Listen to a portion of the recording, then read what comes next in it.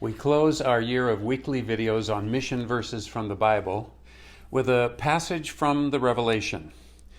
This is the 52nd and last video in the series. And to those of you who have tracked with me over the past year, thanks for your participation.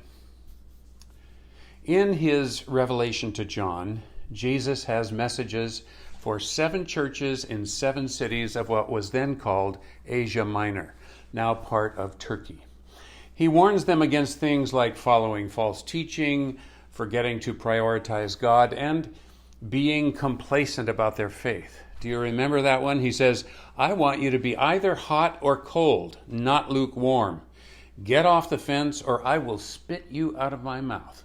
Oh yeah, sometimes we ignore the harsh sayings of Jesus. He is loving, yes, and he can also be brutally honest.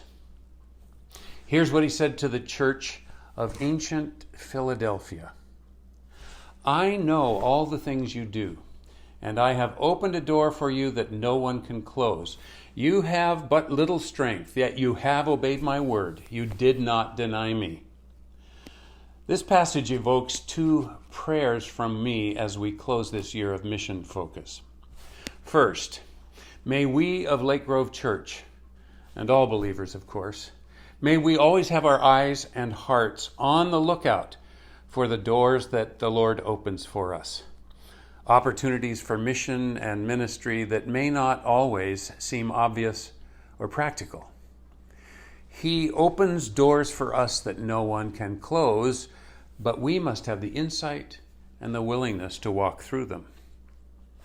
Secondly, may we at Lake Grove, and all believers, always recognize that though we are weak on our own, we can do all things through Christ who strengthens us. The passage says, you have but little strength, and yet you have obeyed my word, and you did not deny me.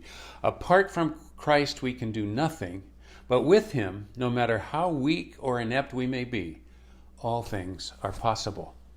He told his disciples, if you remain in me, and my words remain in you, you may ask for anything you want, and it'll be granted.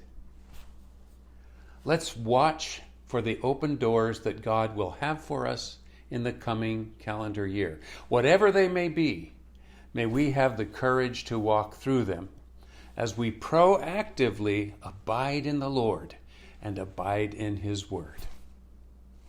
Hallelujah.